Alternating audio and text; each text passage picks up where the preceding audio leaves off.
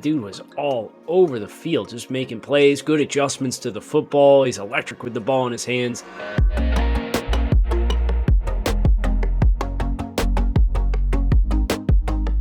What's going on, everybody? Draft Network scouting team here to talk about some new arrivals to our September edition of the TDN100, which is dedicated to looking at our top 100 prospects eligible for the 2023 NFL Draft. This being our second one, it's our first chance to look at names who have played well early on in the season and have claimed a spot amongst the top 100.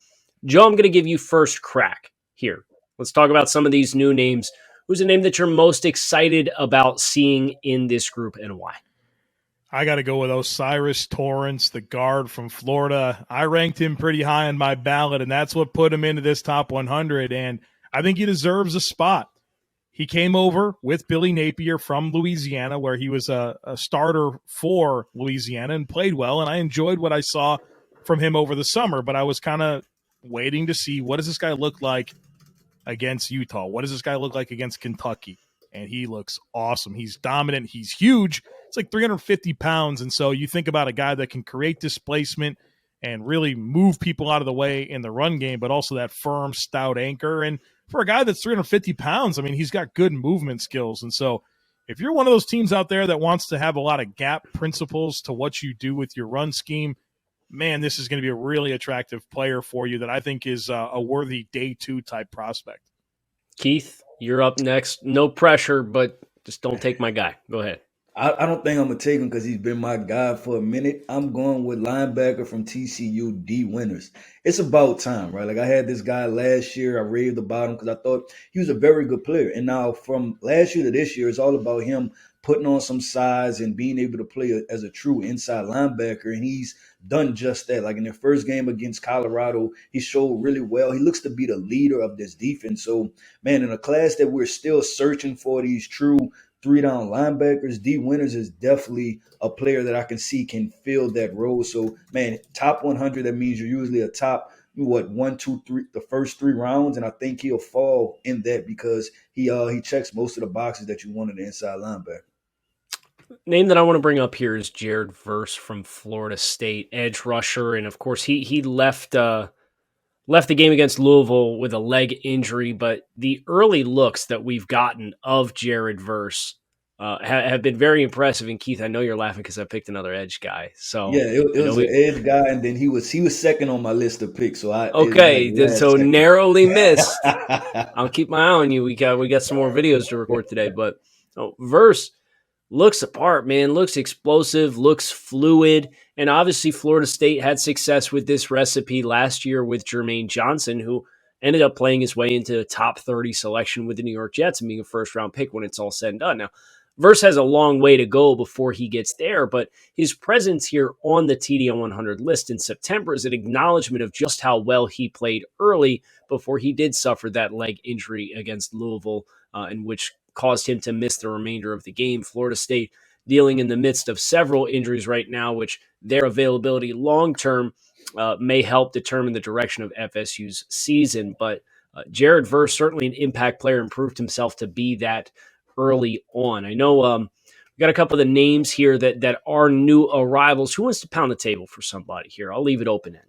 Yeah, I'd love to talk about Zay Flowers, the wide receiver from Boston College. He's been a fixture there for that offense since 2019, and you've liked what you've seen from him. You thought, wow, this is a good vertical player, has good speed, and kind of a dynamic player with the ball in his hands, but what is he going to look like with a bit more volume, and how can he be a more efficient player with the targets that he does get? And he's really answered that question so far early this season as he's gained more market share. As he's gained more targets, he's turning a lot more of those into catches, and we're still seeing that ability to win down the field. We're still seeing that dynamic skill set after the catch where he's elusive and twitchy and can make people miss in space and create space for himself and just has that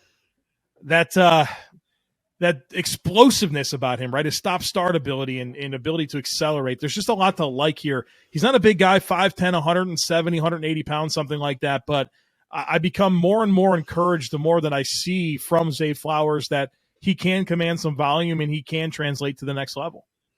Yeah, he was hard to miss. Was it the Rutgers game that they played early this season. And dude was all over the field, just making plays, good adjustments to the football. He's electric with the ball in his hands. Keith, we're going to do this dance one more time, you and me. And give you one more name. I got a guy I got my eye on, so no pressure. No, I think you're gonna stay away from him. But man, just a new entrant. I got to go with Brenton Cox this time around. Like I said, he's somebody that's been floating around for the past 3 years, I believe, as far as him being draft eligible, and it just looks like he's putting everything together this year.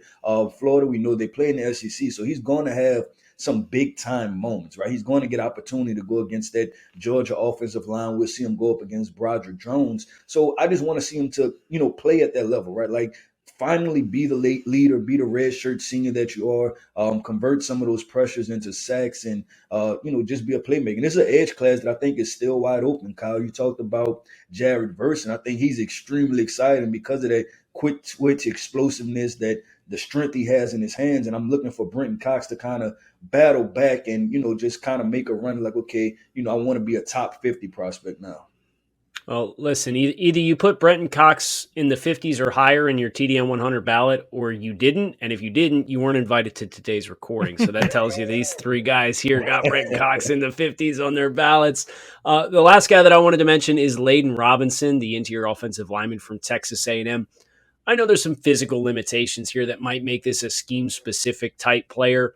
But you see the NFL is willing to go after interior guys who play inside who might not have supreme levels of athletic ability. They're scheme-specific players, right? But Laden Robinson for Texas A&M, I thought, has had a strong start to the season. I ranked him 83rd on my ballot. It was enough for him to sneak in at number 99 overall.